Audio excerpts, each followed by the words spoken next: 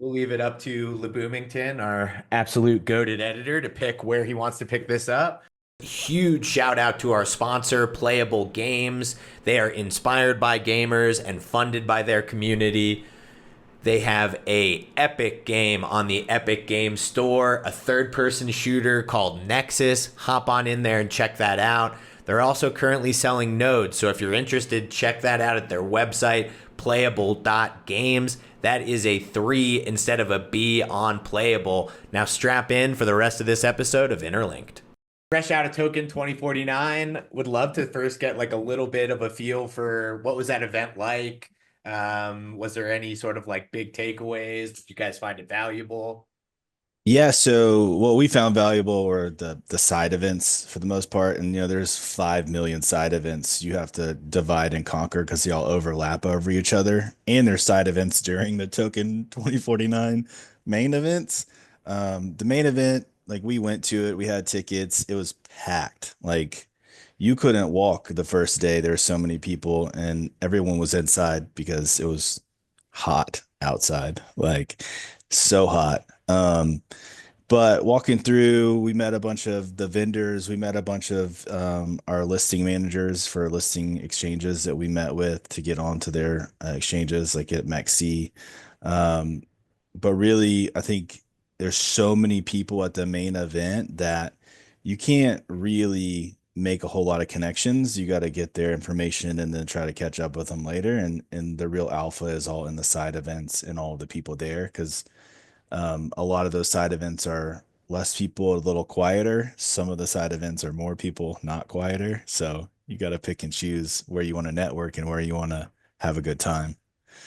Yeah, and I found so I wasn't able to make it to this event, but from like NFT NYC and some of the events I've caught in the past, I think there's a ton of alpha in the actual side events themselves.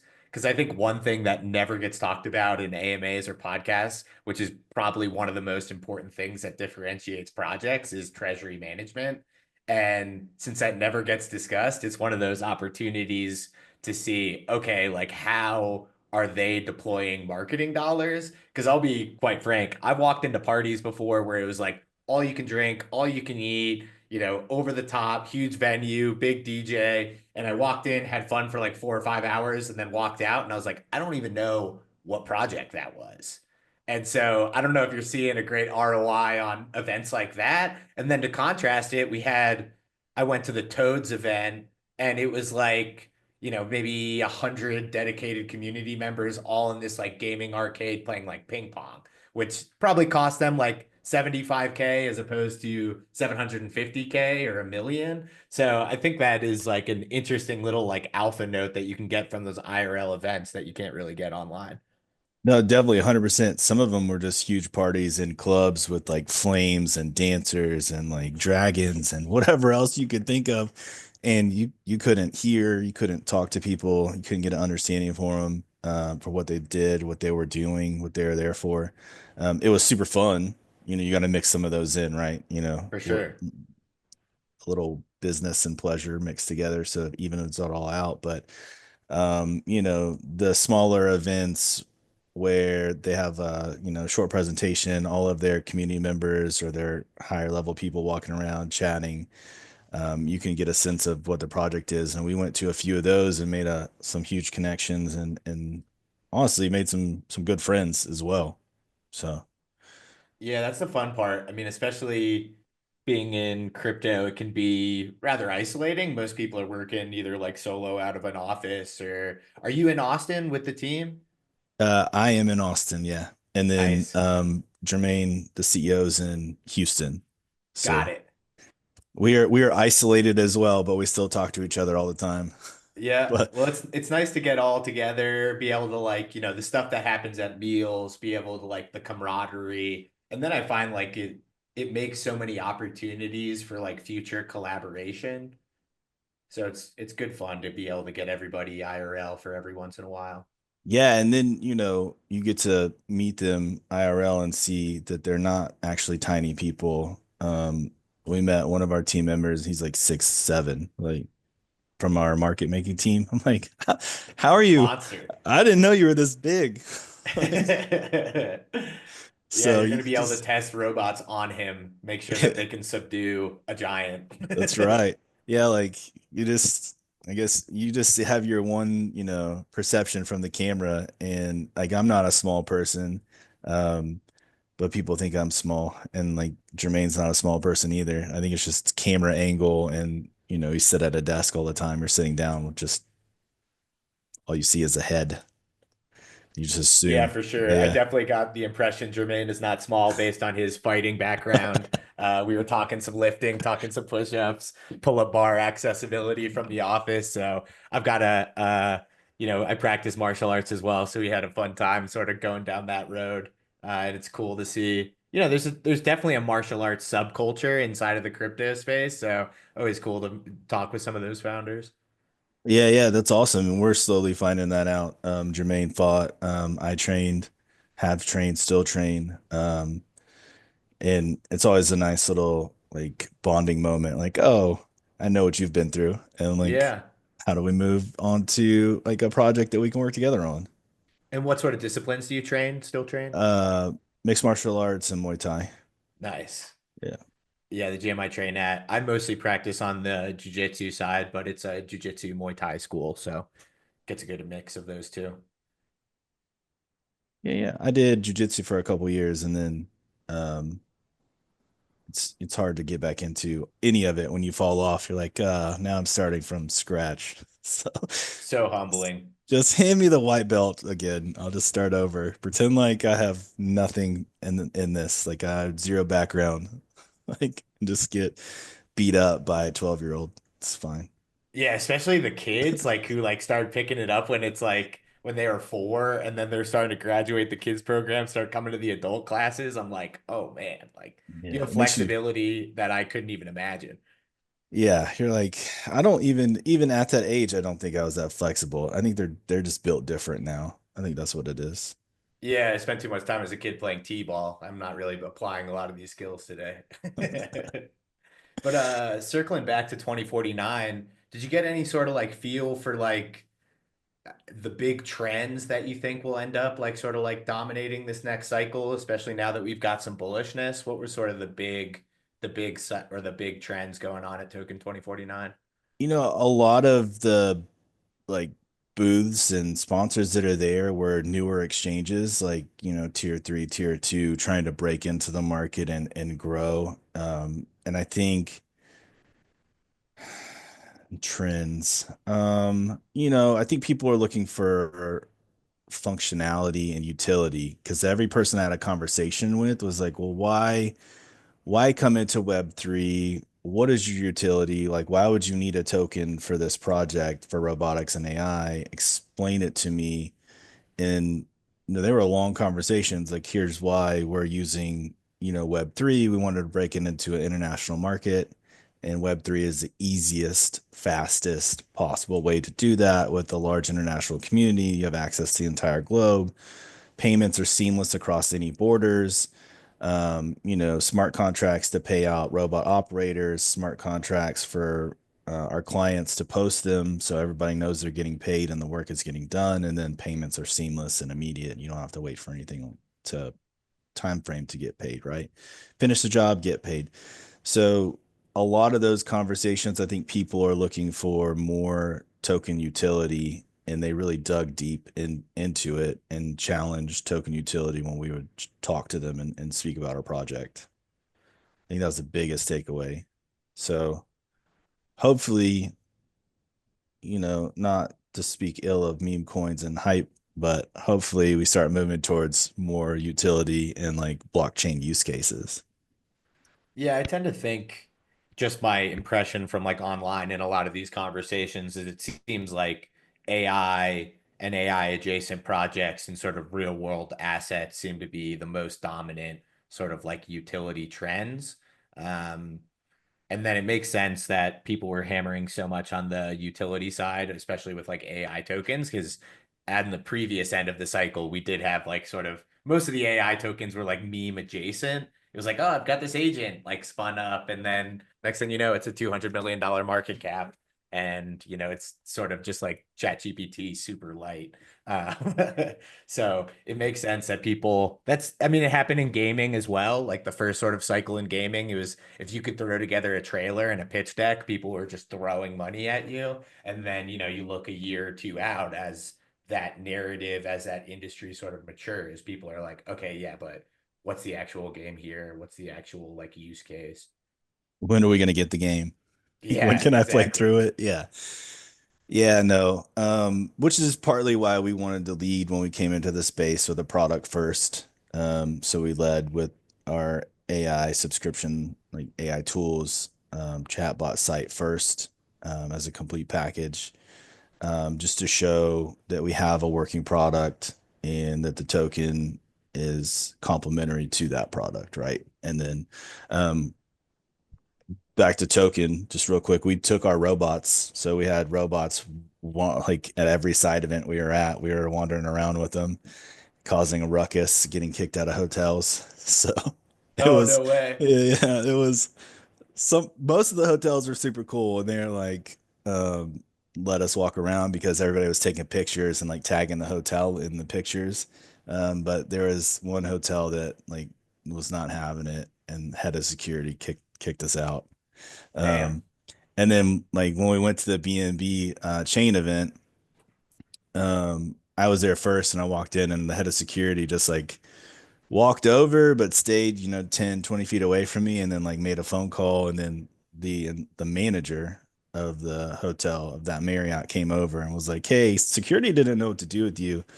They're like, "He has a robot dog." I was like, "It's a dog, but it's a robot." She's like, "I don't see anything wrong with it. All these kids are loving it, but because everybody was coming over and the kids were petting it and people were taking pictures with it. So after the manager was like, "Oh yeah, this is fine. All these people love it. You're not causing any problems on purpose and you're here for an event. Like you're good." Those are the only two, you know, I would say hiccups we had with the robots. Other than you can't walk 10 feet without 30 people coming over to want to play with it, which is fine. Like we're Yeah. all for it, but we caused a scene everywhere we went with them.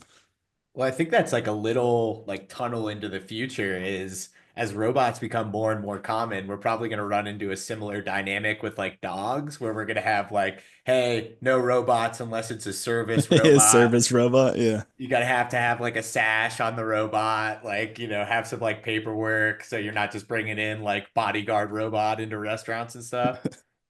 Tripping people, yeah. Um, that's what I was telling people. They're like, "Hey, can you have that in here?" I'm like, "It's my service robot. I don't, I think it's okay." That'd be a great marketing thing just to get a sash for the robot that like says, Just "Hey, I'm a service robot." the emotional support robot. All right. My anxiety spikes if I am Yeah. without radius of my robot. Well, on the logistics of getting the robots there, they're reasonably sized, but like, are you checking that as like a checked bag? Like, how does that go down? Yeah. So we took as much stuff out of their case. They have a 3D printed case that they go in. We took as much stuff out of there as possible. And it weighed 47 and a half pounds, right? So 50 is, the normal limit to check a bag. So we could check them. We had to go through customs and declare them and do a bunch of paperwork before we went and arrived in Dubai. So they weren't like, no, they're ours now. Um, but the batteries you had to carry on with you. And so getting there was fine. Everybody was cool with the batteries, but leaving, Dubai wasn't like our airline wasn't too thrilled about the batteries for whatever reason. So we had to leave our batteries there, but that was the only hiccup for So that. I imagine next time someone flies Emirates, they're gonna say, "Hey, if you've got any e-cigarettes, robots, like you're gonna have to carry those on or declare." Yeah. Yeah. The laws for the batteries are a little convoluted. There's, different stages and steps and it has to be this or that. But on the way there, they were like, "No, you're good." And on the way home, they were like, "No." So you can't really argue with them at that point. You just say, "Okay, we trust you. Um, we'll just leave them here." And so now we'll just either ship batteries or have them there when we get there. But the robots are fine. they go in their little case and they go into the plane, and nobody cares too much. TSA did go through my stuff on the way home though. They're like, "You came from Dubai and you're bringing a robot? I need to we're gonna go through this." I was like, "Whatever you need to do, go ahead." Yep, I can So imagine them at least taking a peek there. Now, for people who didn't catch the AMA, they might be like, okay, so they've got robots, but maybe now take the opportunity to like sort of like set the scene, the services that you guys provide, the robot. We can kind of dive into all the details. yeah, 100%. So we're an AI SaaS company, so software as a service on one side, and then we're a RaaS company, robot as a service on the other side. They kind of intersect, right? So we have an AI subscription site with AI specific tools. We have about 150 plus tools. It eliminates your need for prompting. So you'll go and say, I need a script for a YouTube generator, or I need questions for a podcast. And it'll ask you, you'll click on that tool. It'll ask you 3 to 5 questions. You have about 900 characters for each question that you can fill out. You can get as detailed as you want. And then you'll just hit generate, and it'll generate 1 to 4 iterations of an answer for you. It eliminates having to pre-prompt, having to be a prompt engineer, and just saves you time and you can move faster, right? So that's on that side. And within that um, site, you have a chat bot where you can switch between, 3 or 4 different large language models. So you don't have to have a subscription to ChatGPT or a Mistral or a Claude or any of that. You just come through our site and you can change the chat bot to whichever large language model you want that fits your needs. Because sometimes one model goes down and you have to go to a different model to get your answers if you need them. And then inside of there, also, we have an image generator, a song generator, which will generate the beats and the lyrics for you if that's something you're into, or it can just do the beats or just the lyrics. And then we have an AI video generator. We're in the middle of upgrading all of those to extend the songs out to 3 minutes, I believe. And then the videos out to a minute and a half or 90 seconds. So all of that is in the AI, subscription site. And then I always forget this because we're releasing them this month. So we're staying in the AI subscription site. We have AI agents that are coming out this month that are actual RAG AI agents that can function on their own. Um, One is like an assistant, a X space host, so they can host a space for you. And then the back end, they can speak 23 different languages. So if you're a hosting and you want to break into a new market, but you don't speak that language, you can have that host like translate what you're saying, or it can be native to that language, to the market you're trying to break into. Um, we're building out inside of that. I know this is lengthy, but our AI tools, we're giving you the power to build your own AI tools. So we have an AI tool builder section where you can build out tools to your specific needs and then mint them into an NFT, keep them in your wallet, have complete ownership over them, and then buy, sell, or trade them in our marketplace with everybody else. And that also applies to AI agents, where we're going to give you the ability to build your own AI agents, mint them, buy, sell, and trade them in the marketplace as well. Yeah. So what's sort of the some of the functionality? Well, I guess first off, one follow-up or robot as a service. Did you guys coin that term? I think so. Yeah, that's I think we great. did. I love Yeah. that. That's a perfect fit. And then you said RAG AI agents. What does the RAG indicate? Um, I always forget this. Um, and I should remember what RAG means. So it's retrieval augmented generation. So it's a faster way to use a large language model for quicker responses. So Got it. basically, it's not a chat bot like you mentioned earlier. The AI agents that came out were just like ChatGPT Lite. This, if you use a RAG AI agent, it's like super powered. It's not ChatGPT Lite. It responds to you and answers your questions. Um, and it's more like having a conversation with a human.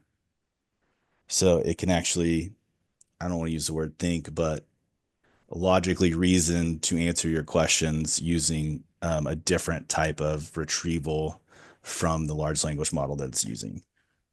Got it. And then some of the things that excite me the most about AI agents is like the ability to like offload menial tasks, whether that be, you know, token related on-chain activity. Let's say I want to be a degenerate and buy some hype meme coin on some chain I don't have access to, or don't have the knowledge to be able to bridge to. So how are you guys thinking about sort of these agent integrations as far as like, can it manage my Gmail? Can it shop for me on my Amazon account? Like, how do those integrations like work? And is that something that's like supported? Yeah, so we're coming out with a couple AI agents, but we're also giving you the ability to build your own. So integrations into Gmail, that's the thing. Integrations into your X account, into your calendar, like all of those things. Like the assistant AI agent can call you if it has you give it access, it can give you a call and say, "Hey, don't forget your appointment at this time," or "Do you need me to put an appointment on your calendar?" Like a legitimate assistant, right? You should be able to talk to them and like pull them up and be like, "Hey, I need an appointment at the dentist on this day," and the goal is to have them to be able to call and make you that appointment. Yeah, that's So awesome. I can't wait for that, especially I spin a lot of plates, so having someone that could or something that could help me on that would be huge, especially on the X side, on the wallet tracking side. There ends up just being so many manual tasks that I'm really excited for AI agents to start to get in there and be able to support. yeah, and you're going to be able to like stack your agents in our system so you can have one do wallet sales and like go find new tokens. You can have one that's like integrates with that one to communicate with you about when like a token IDO is coming out and put it on your calendar. Like it's gonna be something. It's gonna be a new world. And hopefully we give people who need assistance but can't afford to pay an assistant IRL to keep all of their stuff, 60,000, $40,000 a year, like assistance to free up your time and make it more valuable for you to get the things done that actually you want to get done and make you money. Yeah, it makes me jump to actually my time in Austin. I was working at VMware and I was in inside sales. And so a big part of that job was figuring out who the gatekeeper was and then figuring out a way to get past them. So it's going to be a whole new world where the gatekeepers are going to become AI agents. And really, like the sweet spot is going to be able to be how to figure out how to sweet talk, have your AI agent sweet talk the other AI agent to be able to even make it to the decision maker. So we're gonna have this whole other layer of gatekeepers in order for like sales, which is gonna be, sort of a double-edged sword where the people who have the most sophisticated agent are probably going to be the ones who are able to get the most like phone calls with the actual people. Yeah. You gotta have the best agent. May the best agent win to get you that lunch or that deal. The agent wars. Yeah. We're right on the cusp. Um, Uh, on the robot as a service side, like I had such a fun time talking to Jermaine about like all the potential use cases there. If I'm not mistaken, you guys are on the forefront targeting security. Is that correct? yeah, kind of. Security and patrol. So not like weaponized security, right? For the most part, it's just gonna be a patrol. So think of a moving security camera with a person behind it to make decisions logically to be like, oh, this person's not supposed to be trying to kick down this door. Let me call the police. So we'll integrate into it an emergency services button on the operator side that they can just hit and get connected directly to a police department or emergency services, right? Like the robots have 4D LiDAR so they can see heat signatures. And so if you're walking through a warehouse and you see a bright red spot on the warehouse wall that's not supposed to be there that says 300 degrees, you can alert, emergency services to have the fire department come out and hopefully keep you from losing whatever's in your warehouse. Um, because not all fires start with smoke, and by the time you get smoke and the smoke detectors go off, then you're already missing, precious time to save whatever's in there. So the robots as a service, clients will post a job on the marketplace. Qualified, certified operators will accept a job, permissionless contract between the two. You go log in to your robot on their job site, walk around, walk the security perimeter, walk the path that they want you to walk, and using AI integration into the camera setting and into the robots, you'll be able to spot threats, problems, any of those things, and then alert authorities. If everything goes well, the job's you know complete. It's certified complete. You get paid, and then you just go get another job. So that's one aspect. So schools, universities, businesses, um, industrial complexes, any of those things could be in our first use cases in that space. Yeah. Um, Yeah, I'd imagine data centers are kind of low-hanging fruit as well, yeah, especially considering, how much we're going to have to scale those. We were already having a cloud scaling issue before even the AI sort of boom. And especially with that heat sensing, you're going to be able to not only tell probably fires, but if you've got a server or a server rack that's that's up to true. like 200 degrees, like, hey, it might be time to call Doug upstairs to bring him down here to make sure you're not about to have an outage at Amazon. Yeah, 100%. So those are, real world use cases that we are positioning ourselves to help solve.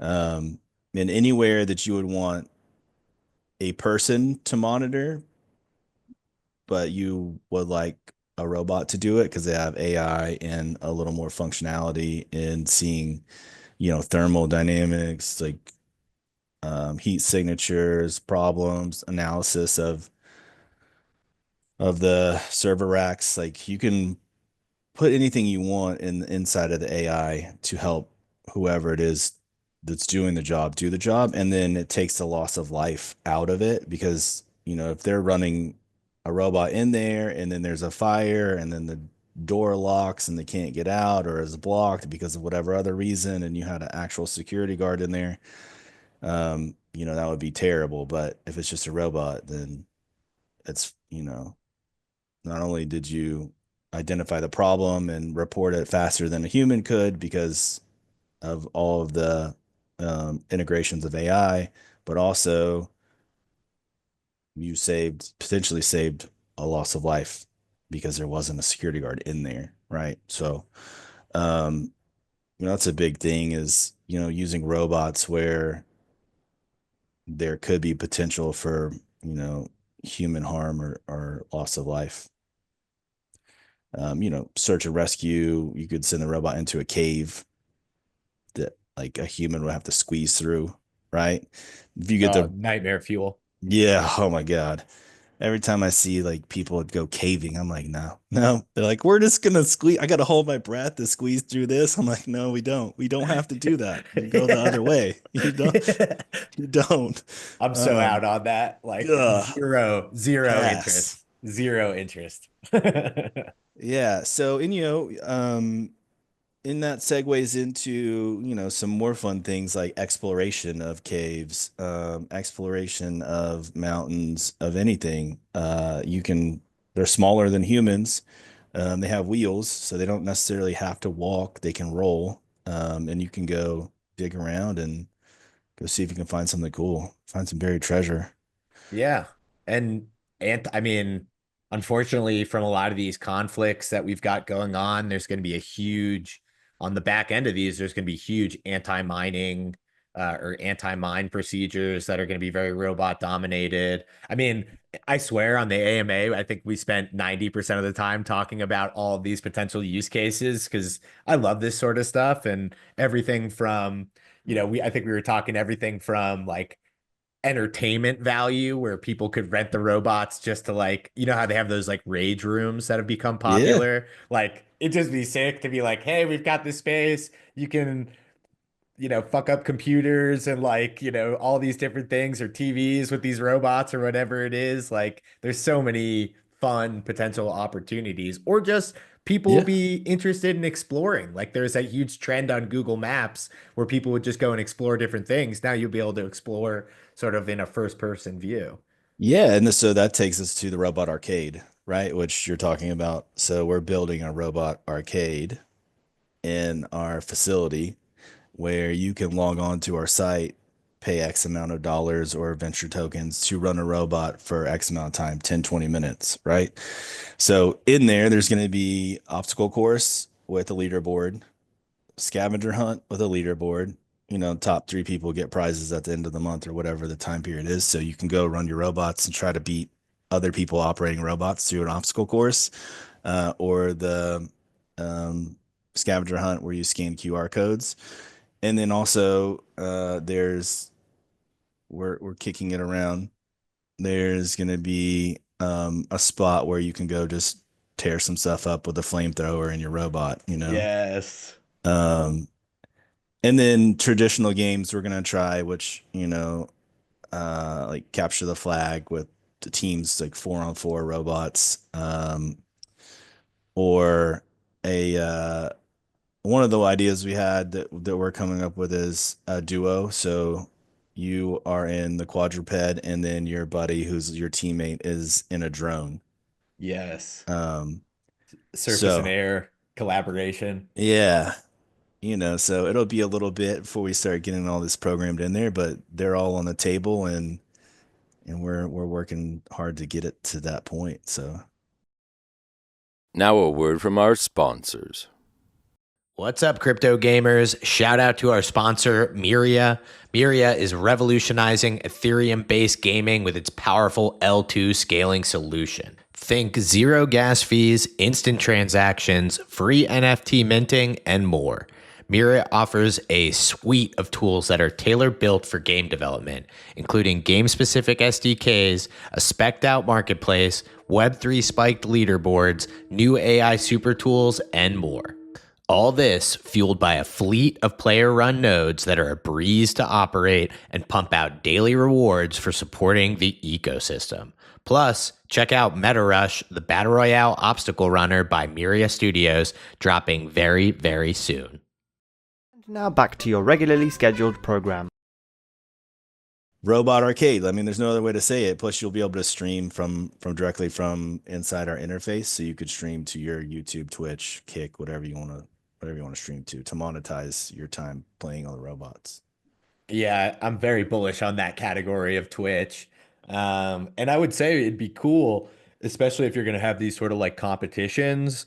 And, there's probably going to be a lot of incentive on the people who are providing the robotics control as a service, the actual operators.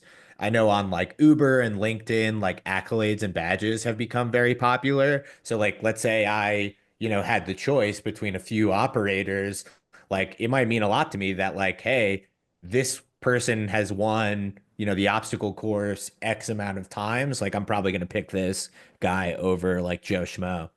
Oh yeah, you're gonna get badges and achievements. It's just gonna be like a normal video game. Let's Log in, go. get on your profile, and try to get the achievements. We'll try to make some hidden achievements too, and like put how many times people won, obstacle courses, or all of it. We're gonna try to gamify it as best as we can, um, to the same space as you would if you logged on to Steam and started playing a game. Yeah, and on the operator side, like obviously that's going to be a limitation as long as they're controlled by humans. Like you need a certain amount of humans who are skilled in that.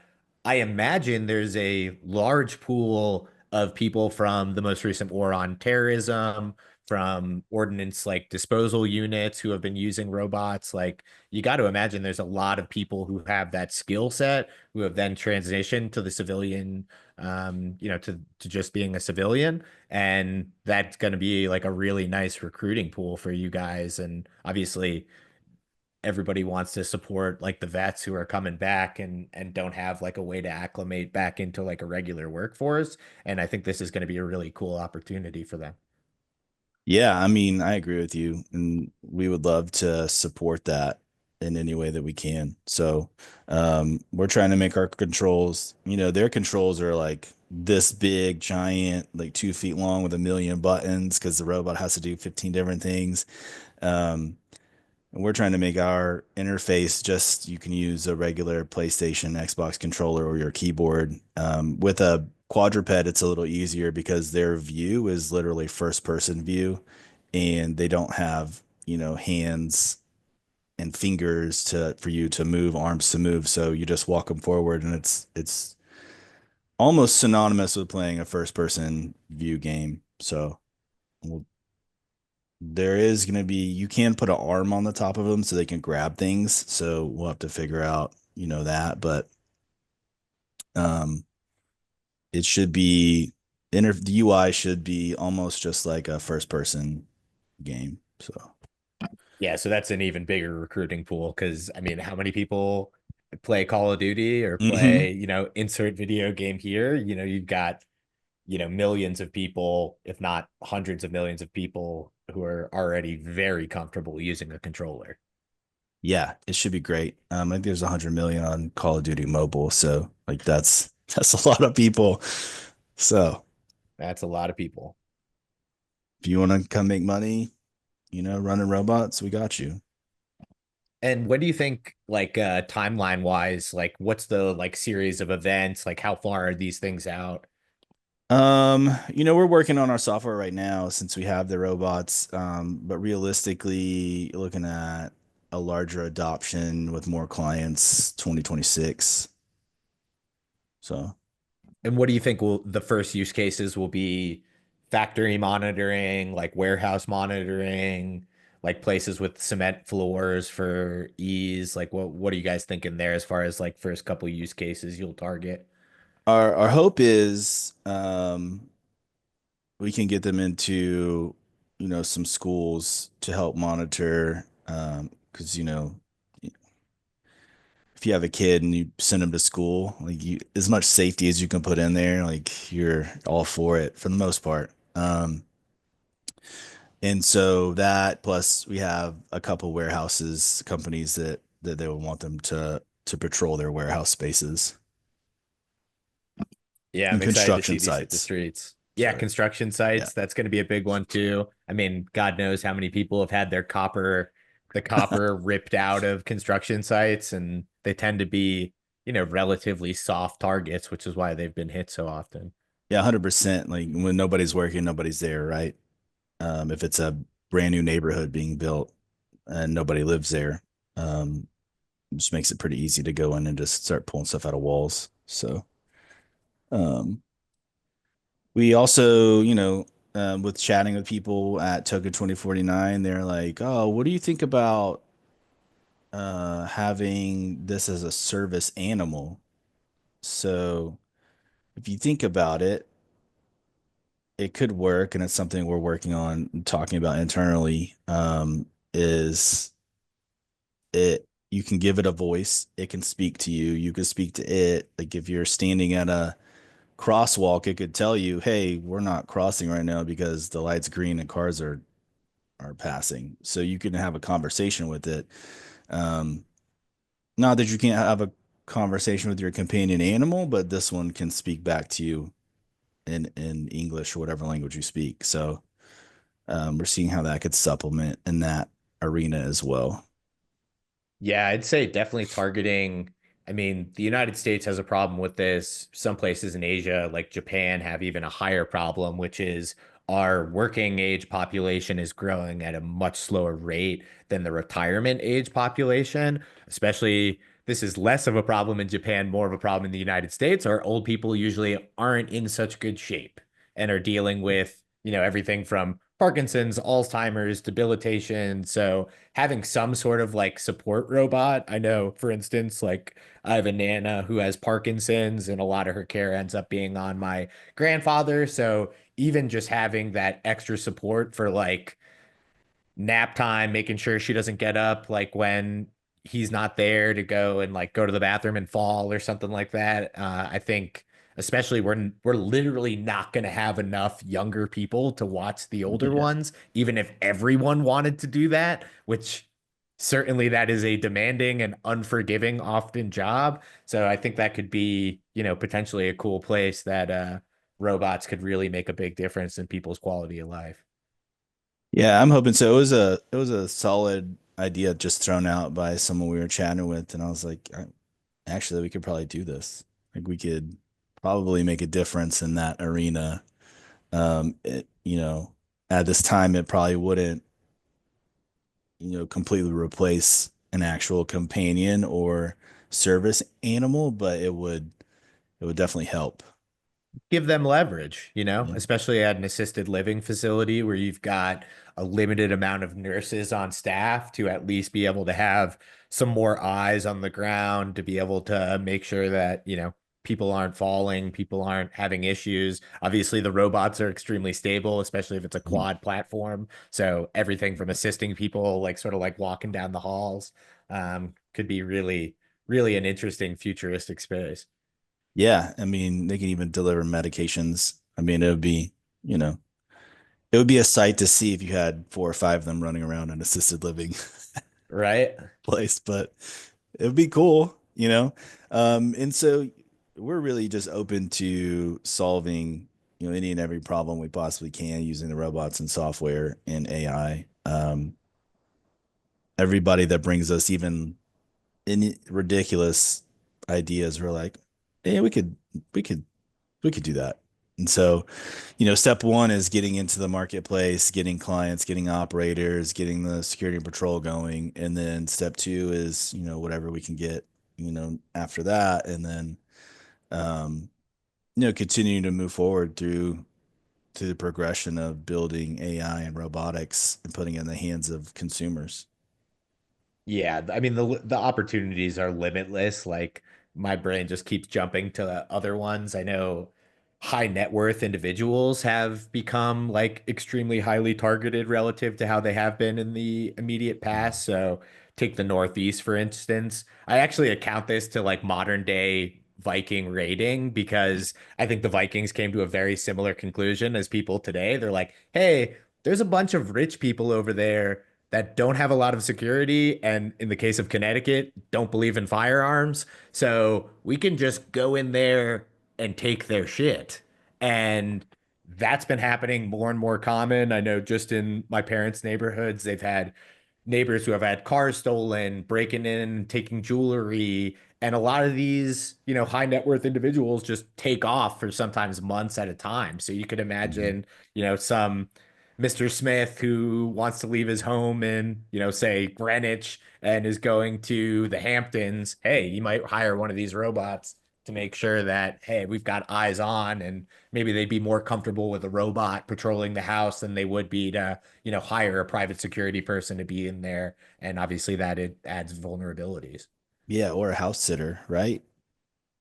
You and you're thinking about it, and if you think about it in their terms, would you want to hire someone when like houses are getting broken into? Do you like is that something you want a person in your house when like and this just might be my thought process that people are targeting these houses and you're going to put that person at risk for being inside of the house. Like I wouldn't want to do that. So I would definitely be like, hey, let's deploy a robot. And they can auto patrol inside the house too. Like you can just have them set up as AI. They don't have to have an operator just for patrol. And then sure, just like glass break sensors on your house, you can have glass break sensor, like have them set to an audible that if it hears something over a certain decibel, like it can alert the authorities. So there's so many things you could do, and obviously I wanted just to put those use cases out there without the weaponization of them. But you can mount things to them, as you heard. Like you can have a flamethrower, you can have a taser, you can have the pepper spray, bear spray canisters that we're developing a holder for and an attachment for. So, like, there are other deterrents other than just having a robot, but um, having a robot chase you is, you know, when you're not my son, it could be a little unnerving. He likes to play tag and he's like, chase me with the robot. So, he's already desensitized to it, but um, they are different in person than you see just online. So Yeah, for sure. No, I'm super excited about it. On the personal side, would love to know like how you found yourself in this space. Was this your first exposure to Web3? Love to get a little background there. yeah, no, I've been in crypto in an investor standpoint since 2016, 2017. Um, my college roommate was mining Bitcoin in like 2013 or whatever. Like he was one of the first ones. He's like, you should get into this. It's $5. And I was like, I don't know what you're talking about. I'm good. You know what I mean? And then Yep. fast forward, I was like, oh, he was onto something. And now he So the doesn't work and he lives off the grid and like is just living the dream. So I was about to um say he's going to be a customer for having the robots patrol his island. pretty much. Pretty much. So I've been in the space since 2016, 2017. Before there were US exchanges, really, Coinbase had just started. And then, we came up with this, or, Jermaine started creating VentureMind, AI, the website part as a subscription. We were a Web2 SaaS company in 2023. And then we were going to get into crypto, but that 2023 time frame was a little tumultuous and Brutal. legal was like no. I'm like, all right, cool. Well, we won't do that. So then sentiment changed, everything flipped. We wanted to add robotics into the system, and then we wanted to be able to pay people. We wanted to get on the blockchain. We wanted to be able to, have that international community and have seamless payments. And really, that's what brought us into the Web3 space is all of that, all those benefits, to be honest with you. Um, but yeah, I've been here since 2016, 2017 as an investor and a trader for the most part. And then, getting a deep dive into Web3, building the company on the blockchain on Solana chain and looking behind the curtain has been a whole nother adventure. So For sure. Once you get inside of it, it's a whole different beast once you get to see like how things are sort of like working in the back end. yeah, it's yeah, there's a lot that goes on that in the behind the scenes when you're launching a token that you're like, how do people launch all these tokens all the time? This is a ton of work, but get all laid out and just you go with it and you get a lot of good advisors and mentors in the space and you're good to go. Yeah, good advice is worth its weight in gold in any industry, particularly in crypto, where it's so unique. And not to mention, like, whether it be exchanges or amplification, it's usually knowing somebody on the inside in order to be able to get, listed on these exchanges or the market makers. Like, Mhm. it's a lot of just like any other industry, it's a lot of like buddies helping out buddies. 100%.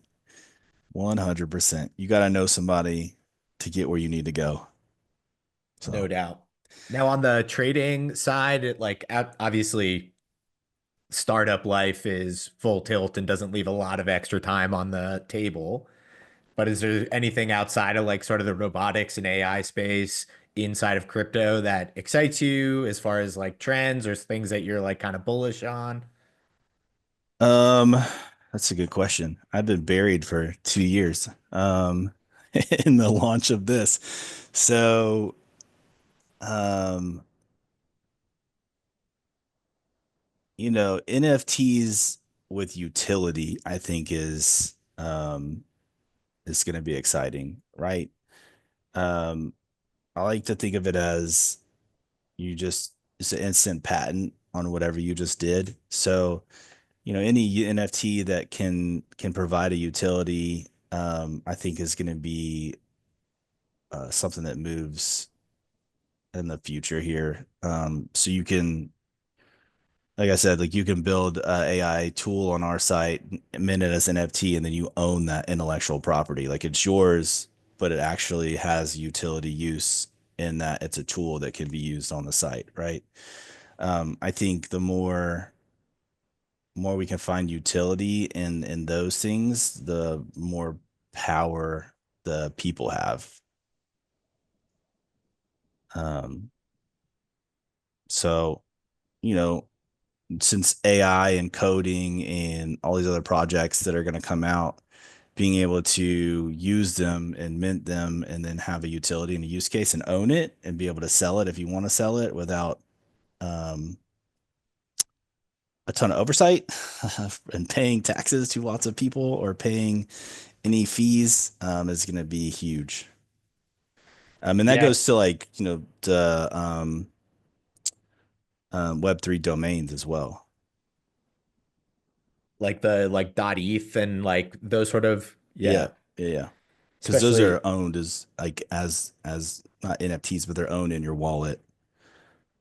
So plus it just is so much easier to drop money to, Michael.eth as opposed to OX da da da da yeah, da da da da. Da. yeah, 100%. So I think that's going to be the next big move. Um, but we'll see. Yeah, I've been NFTs are on fit for a comeback, certainly. Yeah, I've been on a few spaces where they're deep diving into like the Web3 domains and how it's going to affect, the future of decentralization of the internet, essentially.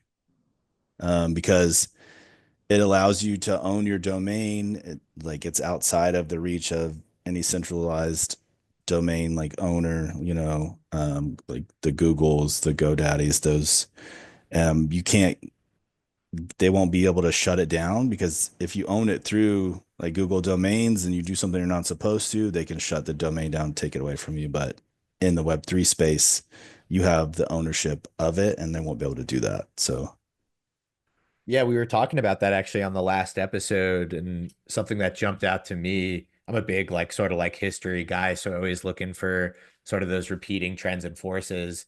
And it seems like we're entering, or excuse me, exiting an age of digital feudalism where pretty much they were just giant actors and everyone else was just a serf inside of like, I'm generating stuff on Twitch, I'm generating stuff on X.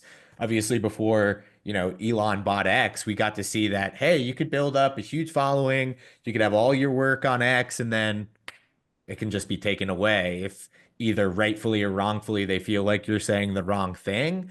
And really, that applies to video games, it applies to content creation. And there just wasn't an option, very much like during feudalism, until you ended up with like the printing press and literacy. And I think in a lot of ways, we're reaching a similar place in the digital world where the smart contracts and, the decentralized storage systems are really like the inventing of the digital printing press. And now everybody can be literate. Everybody can sort of like own their own sort of data. And it makes it much more hard for, somebody like Google or Facebook just to be like, yeah, you are politically or technologically inconvenient. And we're just gonna, take everything away. yeah, I think it'll be a good shift. I've also seen people say that they've had their like X accounts held hostage by people and like to get them back, they'd have to like send them X amount of money in either crypto or whatever it was for them to release them back to them. And it was, the fact checkers or like the people who were reviewing accounts. Um, whether that's true or not, I don't know, but I've heard it multiple times and I was like, oh, that sounds terrible. If it's possible, people will take advantage of it. So I'd be shocked if that wasn't going on some level. I mean, if you give a person too much leverage, they quickly become, the sheriff pretty quickly. Yeah. Lord of the Flies. Just, Yep. just how it goes. But yeah, that and then in conjunction with whoever owns the data is gonna be the one with all the gold because data is gonna be we have so much data out there, but so much is being consumed by large language models that we're going to run out of new data to train them on. So whoever gets to own your own data, all the your data, you own it. And if you want to sell it, you can sell it. That's going to be the next, you know, I don't want to say trend, but if you whoever has the data is going to be the one that's going to be running everything. And if you're able to control your own data, then you're going to be able to, you know, survive with everyone else because they're not going to be able to take it from you. So that's where Yeah. the Web3 domains will come in as well. Yeah, my co-host is, super passionate about this problem. He unfortunately couldn't be with us today as he's got a conflict, but he always talks about how video games are potentially fertile grounds for that next unlock of data. Because if you think about, imagine when GTA 6 has been out for a year, all of the internal, like sort of the internal economics, all of the purchasing decisions, all of the driving decisions, like every video game is just a constant stream of decisions. And at the end of the day, when we start to run out of data, I think these big video game platforms, like let's say, everyone was very focused on like X and Facebook and Google and all these big data collectors, but how much data in obscure, like hard to replicate fashions does Fortnite have with its, hundreds of millions of players making billions of decisions every single day? Yeah, I bet they start scraping if they haven't already for everyone's decisions and they're just going to like store them. Sneak it in the T's and C's. Yep. Yeah, yeah, it's interesting times that are coming and then, maybe data doesn't play a huge part in it, but I have a feeling that it will. As well as storage, having to store that data. So, you know, um I can't remember his name right now, but he's a multi-millionaire and all they did was make boxes. They just made cardboard boxes. Like I can't remember his name, Damn. but his his main client was Dell computers. So he made every single box that a Dell computer came in, and that's how they made millions of dollars. So he didn't have to make the computer. He didn't have to have the data. He just had to have the storage device to put the computer in to ship it. So, there's going to be some people are going to be able to make money on all sides of this if they think about it. And so storage or data control, or Web3 dominance, you're going to be able to print a ticket if you can figure out where you fit in. Yep. Every gold rush has got its picks and shovel salesmen's, right? That's where a lot of people make their money.